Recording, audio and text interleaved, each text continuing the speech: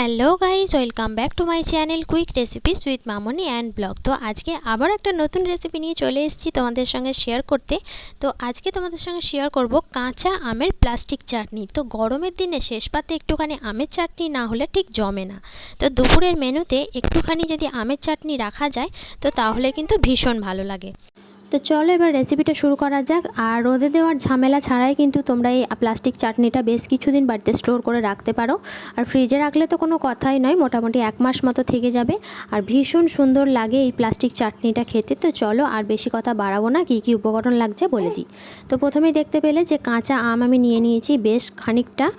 তো এখানে নিয়েছি কাজু বাদাম, তেজপাতা, কাঁচা পাকা লঙ্কা মানে শুকনো লঙ্কা এবং কাঁচা লঙ্কা। তো এবার এখানে কড়াইয়ের মধ্যে তেল বসিয়ে দিয়েছি, সর্ষের তেল 2 চামচ মতো। দিয়ে দিলাম কালো জিরে ফোড়নে, একটা তেজপাতা, একটা চিড়ে রাখা কাঁচা লঙ্কা আর একটা শুকনো লঙ্কা। তো এবার যে আমগুলো আমি কেটে ভালো করে ধুয়ে রেখেছিলাম তো সেইগুলো এখন এর মধ্যে দিয়ে দিলাম।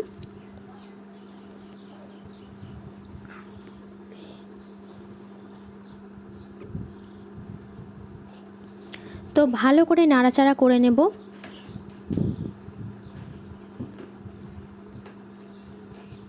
তো আমগুলো যাতে একটুখানি নরম হয়ে আসে তো সেই জন্য আমি এখানে দিয়ে দিলাম স্বাদ মতো লবণ। তো লবণ দেওয়ার পর আবারও খুব ভালো করে আমগুলোকে নেড়ে চেড়ে নিয়ে এটাকে কিন্তু ঢাকনা দিয়ে ঢেকে রাখবো মোটামুটি 10 মিনিট মতো। তো চলো তারপর ফিরে আসছি।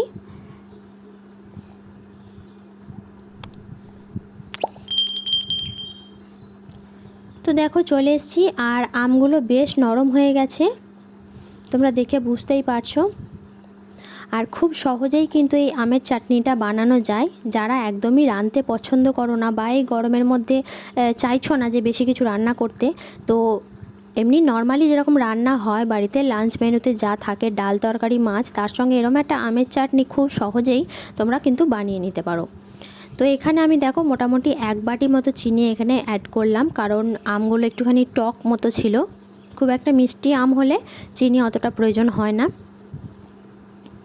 তো চিনিটা দেওয়ার পর ভালো করে নাড়াচাড়া করব যতক্ষণ না চিনিটা মেল্ট হয়ে আসছে।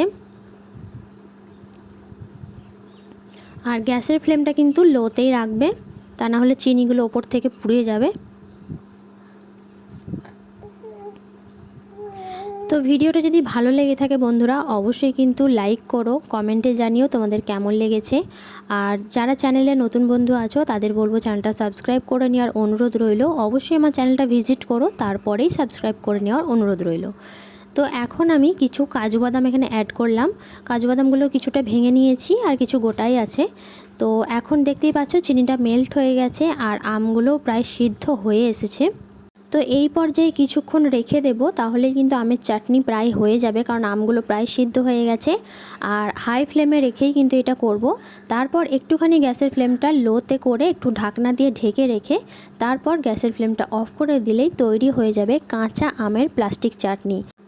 তো তৈরি হয়ে গেছে কাঁচা আমের প্লাস্টিক চাটনি, খেতে দুর্দান্ত হয়েছিল। তোমরাও বাড়িতে বানিও। জানি কাঁচা আমের প্লাস্টিক চাটনি হয়তো অনেকেই বানাতে পারো, কিন্তু আমি আমার স্টাইলে তোমাদেরকে শেয়ার করলাম।